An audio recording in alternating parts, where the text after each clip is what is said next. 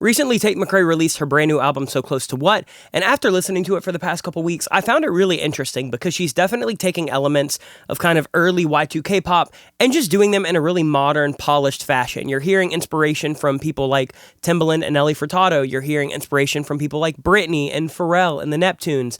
I think that the production is really, really cool on this, so I wanted to do a whole tutorial kind of highlighting how to make a song in this style. So we're going to look at how to make a song like Sports Car, Two Hands, Signs, and some of the more upbeat songs on this album. So we're going to dive in and check all of that out in 1 second. But before we do, my name is Austin. You're watching Make Pop Music. If you like this video, make sure that you subscribe because we do these every single Friday at 10 a.m. Eastern Time. Also, if you want to be entered to win our weekly giveaway, all you need to do is leave a comment below within the first 72 hours of this video. You can comment anything that you would like, and we will pick a winner at random next week, and we'll show the winner on our Instagram, Make Pop Music. So if you want a chance to win a sample pack, preset pack, or MIDI pack from our website, makepopmusic.com, just leave a comment down below within the first 72 hours.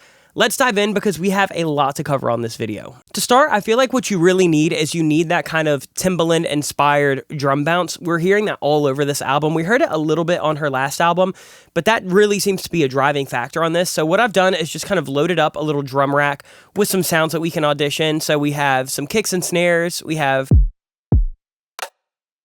just all different kicks and snares out of our pack called The Works. Not like an advertisement or anything, but we are going to be using quite a bit of our own sounds because I produce in this style a lot and I make a lot of sounds in this style. So for the kick and the snare, I'm kind of feeling more like a rim hit. And it's definitely going to have some syncopation. So maybe something like a...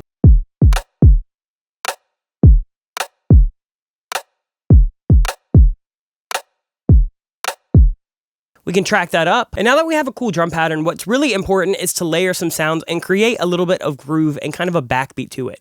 So I want to layer this kick with something like a big stomp. So I'll just kind of sort through different sounds. I think I can go to, I think I have a Tate McRae kick that I made for the pack that works. Let's see. Yeah, I can just filter out the low end of that, kind of layer that over some of these kicks so it feels like a nice big stomp. And just so you can hear that layered, it sounds like this. I'm not doing it on every single kick, but it's also really important to notice that I am sidechaining this to the main kick. That way we don't get any weird phasing or ducking or anything when the low end hits. I filtered out most of the low end, but just in case, basically I'm scooping out everything below 140 hertz. So when that kick is happening, it can take up the low end, and when the stomp is happening, it just kind of fills out the mids. So let's go ahead and start layering in some of that Timbaland-inspired percussion. I think that we're going to be using like drumline sounds. I might beatbox in this, but I don't know if we're going to need that yet. But I just kind of want to fill it out and find some kind of backbeat and rhythm. So let me show you what I came up with. I basically just took a bunch of one-shots out of the drumline pack by That Sound, and I'm kind of layering them over. I'm just pitching them so they can kind of fit the key that I want to write in. But here's what they're sounding like. I'm basically just taking, you know, like what would be drumline toms and sticks and making something interesting.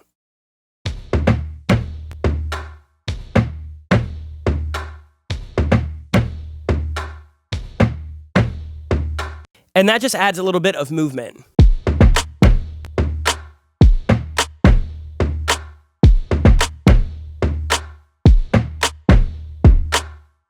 And as you're doing this, you could zoom in and see, but like they're just so microscopically not on the grid. And I like to kind of make sure that my samples are offset a little bit because you'd never get two drumline players hitting the exact same time. So everything has a tiny, tiny, tiny little bit of swing and of humanization, but it's nothing too wild. So outside of that, that's feeling pretty good. I want to kind of make these drums feel a little bit kind of more in your face and more compressed. So to do that, I'm going to use Orion. This is by Cradle Audio, and I'm essentially just using this to add a little bit of compression, a little bit of harmonic saturation, and then kind of act as a clipper. And then I'm going to make it sound just a little bit more brighter and in your face with the Pultec. This is by Mixwave. This one is great because there's a couple extra bands. And so we're going to be using that. Let's hear these drums now.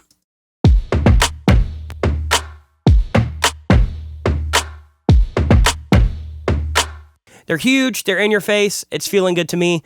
Let's go ahead and layer in some melody. For the sound, I just flipped through some presets and found Ultra Low, which is out of our Lush pack.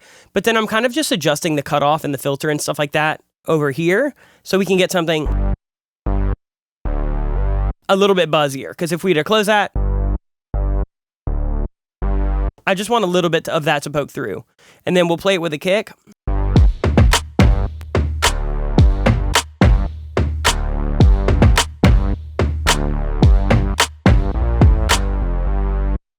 Do something like that. And now we need to add some main plucks because it definitely needs some kind of main melody. Okay, so I've got 2 plucks that I'm gonna kind of layer up to be the sound that I want. I have this one called Lucid Dream out of the Works. It's basically just a sine plug. So we'll just add something like a...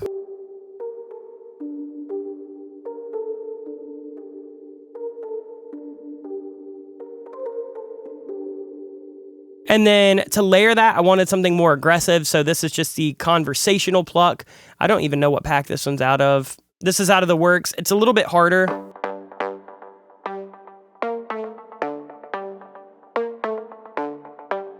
So when we layer those two, we'll get something that's pretty nice, pretty lush, but still kind of pokes through a mix. I also found this little vocal chop out of Arcade that I kind of just cut up, manipulated a little bit, and then added some little altar boy and doubler.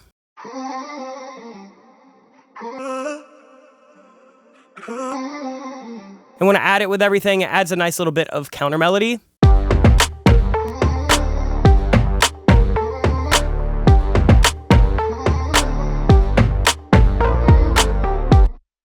Now I think we need to go into like a B verse. What I kind of want to do is cut things out and have a little moment. I've kind of ended the audio early here, but if we give ourselves a little bar right here.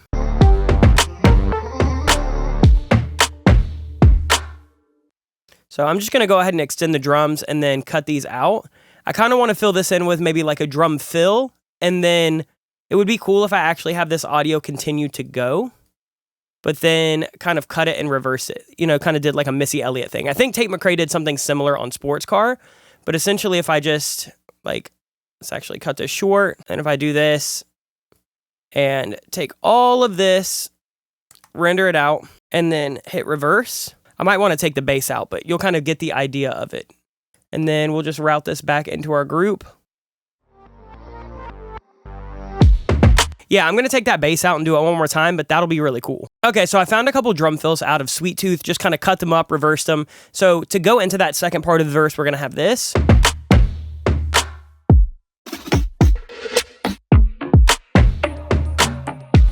And then I went ahead and put in some loops too. We'll talk about that in just a second. But to kind of supplement it, I added basically just a simple little impact that I've reversed, and then I added this little like rewind sound effect that I found out of Splice.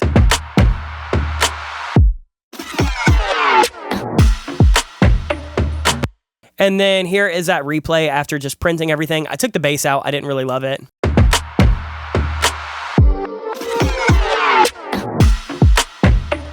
And that gives us a cool little moment. So now when we hear it,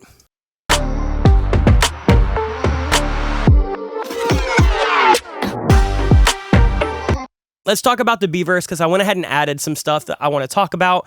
So the main things are these little perk loops. This is adding a bit of extra bounce.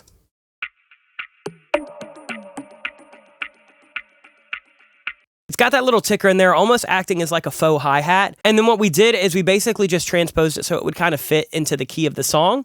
And then same thing with this one down here. This is just a little like tom fill that I found out of Sweet Tooth.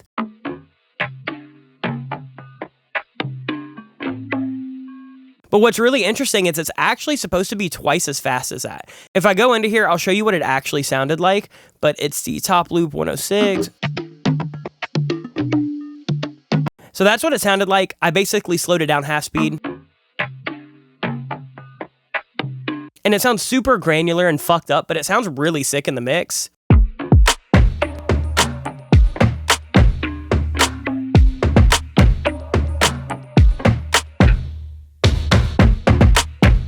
Have a little pool out there that we'll talk about in just a second.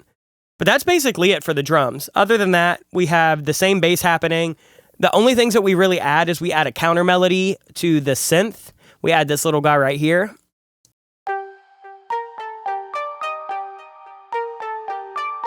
And for that, I just have one sound called Chemistry pan to the left. This is essentially just like a little sine and square pluck that I made in Serum. And then we have one called True Nostalgia. It's almost like a little brass stab. I believe both of these are out of the Works, but they're they've got a lot of texture to them, and when you pan them out, it kind of gives you this unique stereo spread. And when we layer that with the main pluck that we have,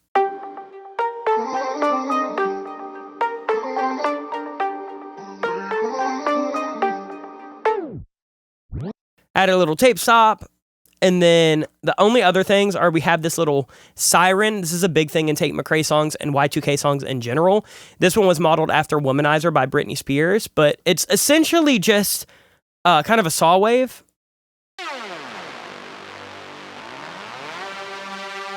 And you get that movement by having a really high portamento rate. So we got this almost at like a full second. And so you could just do...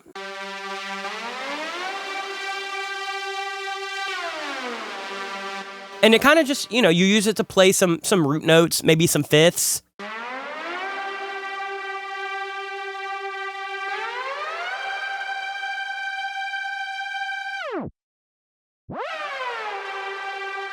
And then the only other thing is I wanted some kind of chord to finally come in. So we have this little wobble pad right here. Let me show you what it sounds like without the modulator.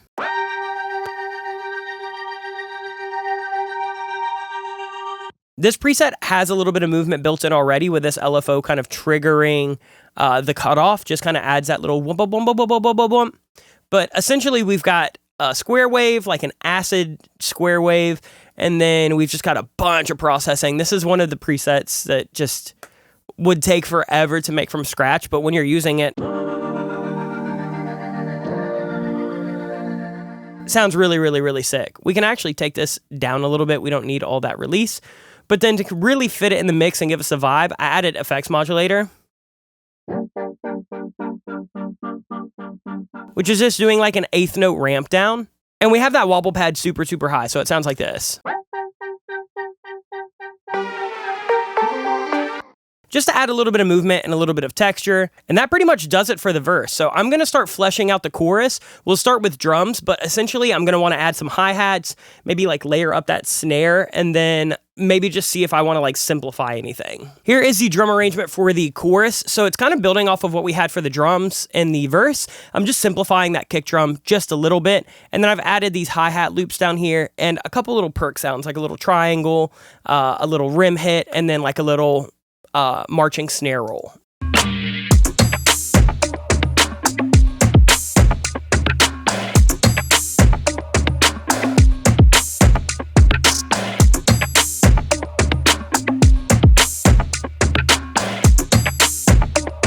Got some open hats, has a lot of movement, feels really big, feels huge. We're going to add some bass now, and I think for this, I'm getting away from that little kind of simple verse bass, and I want to go with kind of a bigger bass pad that sustains a little bit. It'll make the chorus feel a little bit bigger and more important. So for the bass, we just have this pad called Darcinator.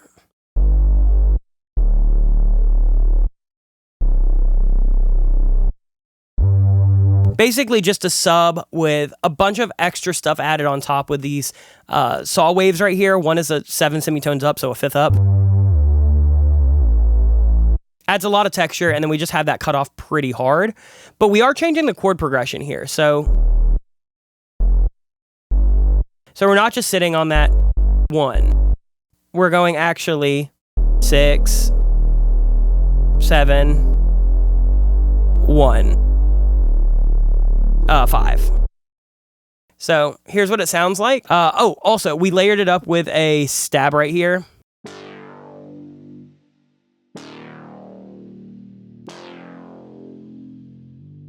And we took away most of the low end just so it could kind of act as like almost a little resonator for it, but it's not doing anything wild. It's just layering texture in.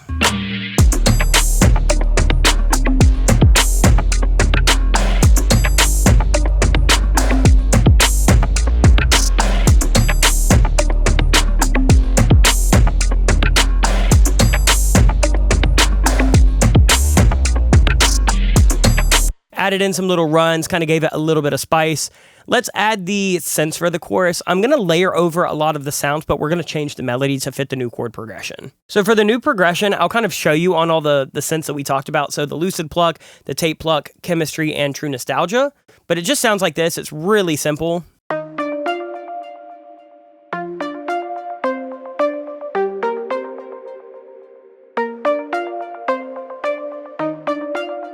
And And that's 4 sounds doing that, spread out, panned, taking up a lot of room. We also have that vocal chop and that stinger still happening.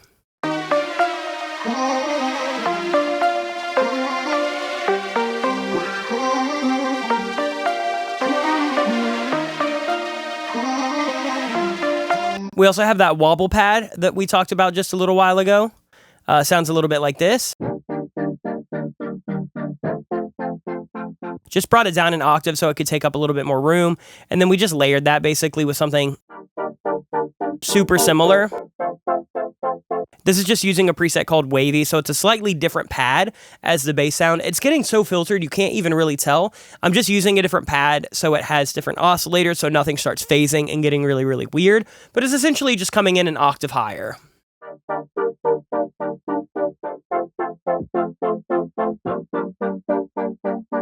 We layered up one little brass sound under it that's kind of tucked in there. This is called Analog Warmth. Sounds like this.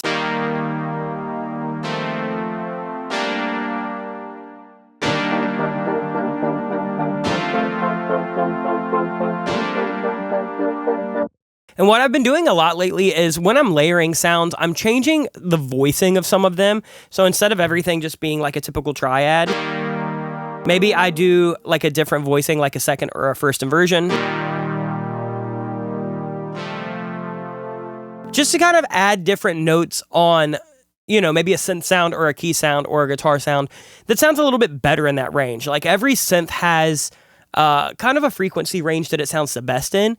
And so, you know, on this synth, if I would have had, let me show you what it would sound like. If I would have had, you know, maybe this note be up here. I don't want that high. We're going to save that for over here. So changing around your voicings could be huge instead of, you know, maybe you do, or maybe you even do. Those are all the same chord. They just sound wildly different in a mix. So that's pretty much everything for there except one little backing melody. I'm just using a couple new plucks. There's a lot of plucks that happen in a Tate McRae song. This one is actually just a little...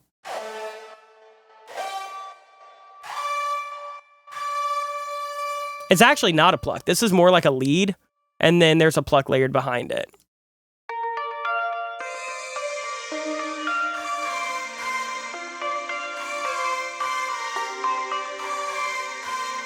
So we have a little bit of counter melody. We have that vocal.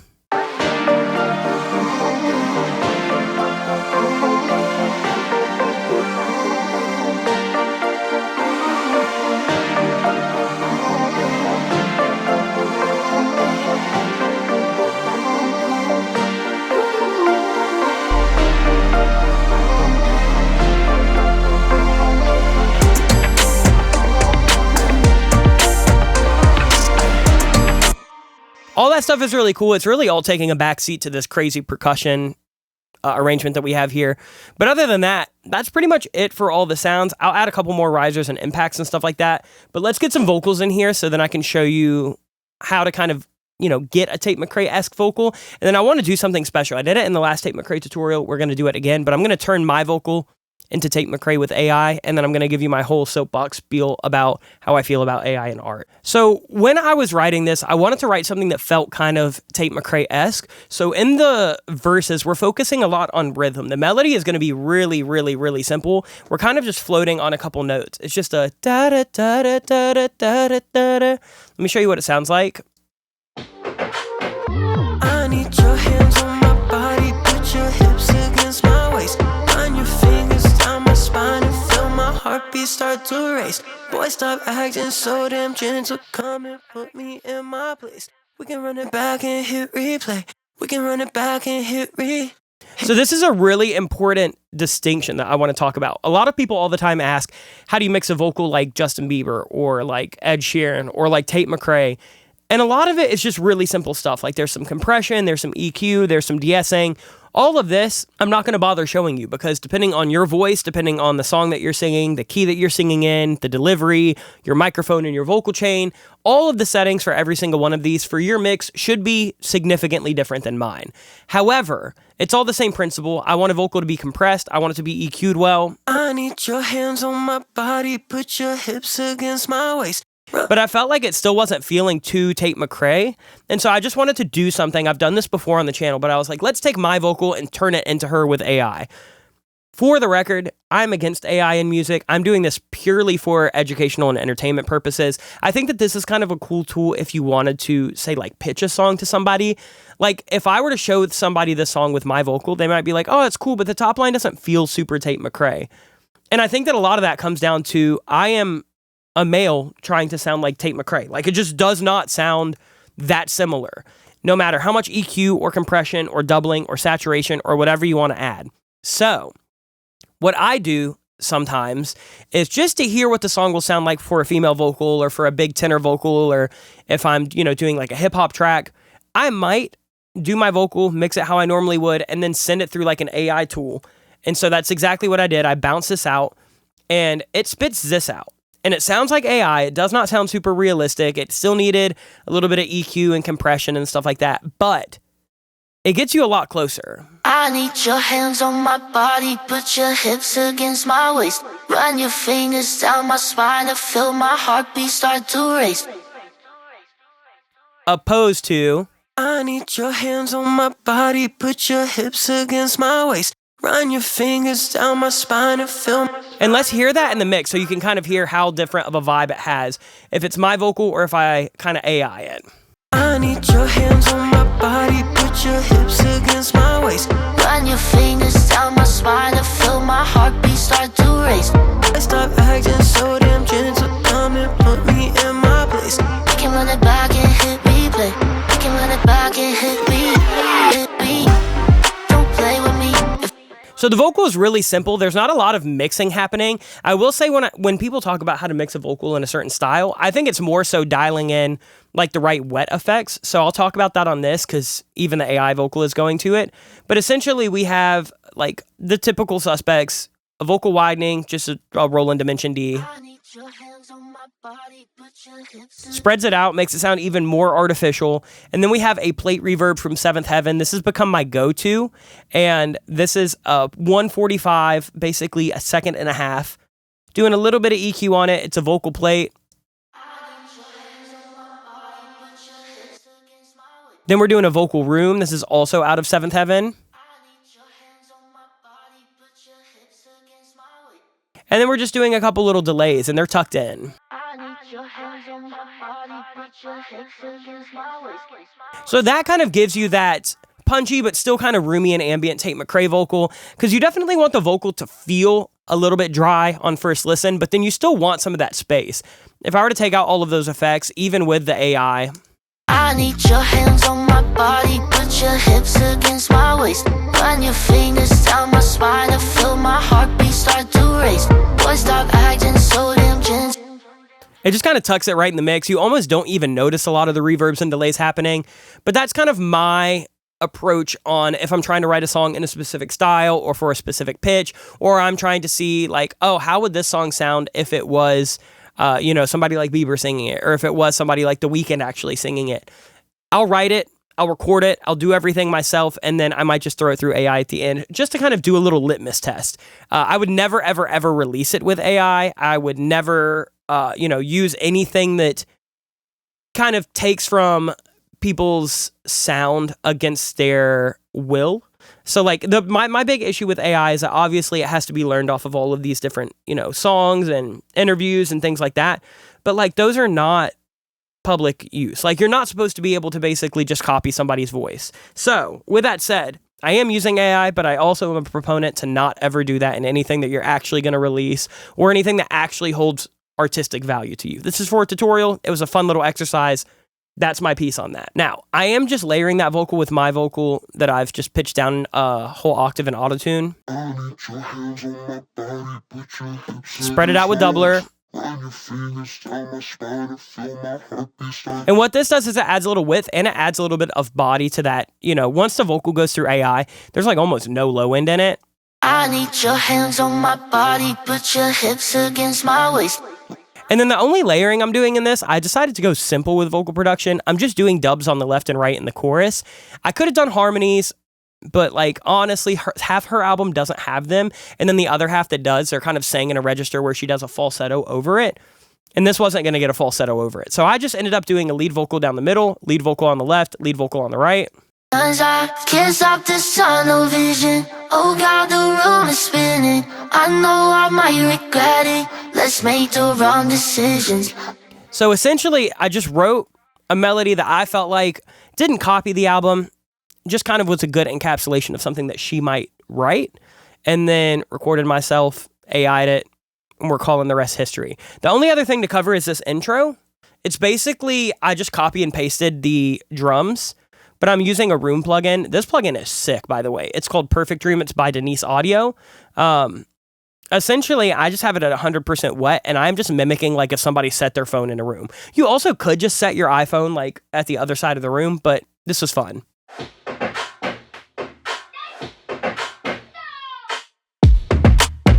And then it just automates off. And the only thing that we have in there is this little yell out of our Y2K pack.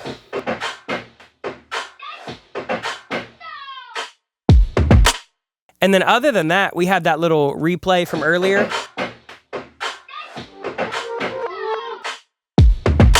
And then I took a little 808 and I just pitched it down. That 808 is originally out of Serum.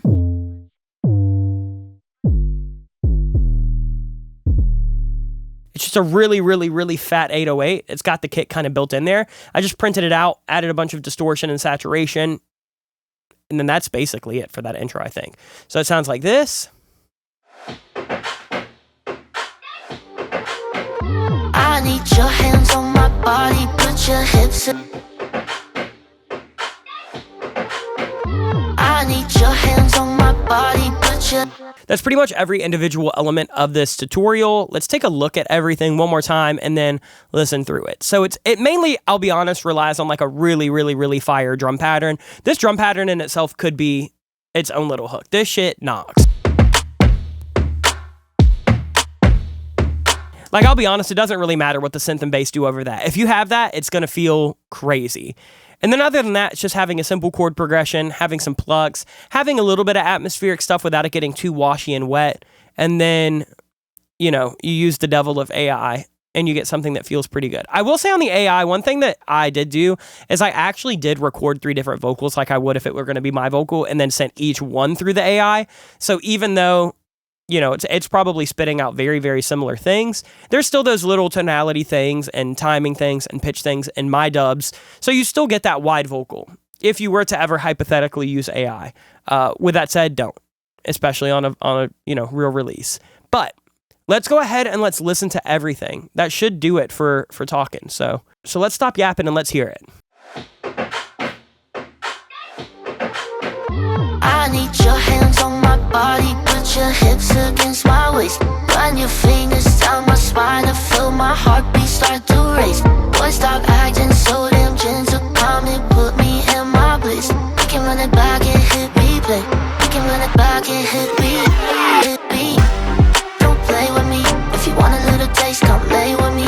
If you fall in love, don't you come blame me, cause it's plain to see. Yeah. We can go 3 rounds in the back of my Benz. No need to wait till I'm my friends. I'll keep you locked up in my deepest, darkest secrets. Chain at the foot of my bed. Cause I can't stop this tunnel vision. Oh God, the room is spinning. I know I might regret it. Let's make the wrong decisions. I've got a strong suspicion. We'll need an intermission. The way I'll have you bending backwards in a few positions. 1, 2, 3 times, can't get enough. Think I'm losing my mind, can't give it up. Doesn't love in my lies, I don't give a fuck. Your body's a good drug, I think I'm too addicted. Cause when I try to quit it, you hit me up and I'll reply within a couple minutes. And there you have it. That is everything that I would do if I made a song for the new Tate McRae album. It's a great album if you haven't heard it. I do think it is a definite step up from her last album, which I also enjoyed.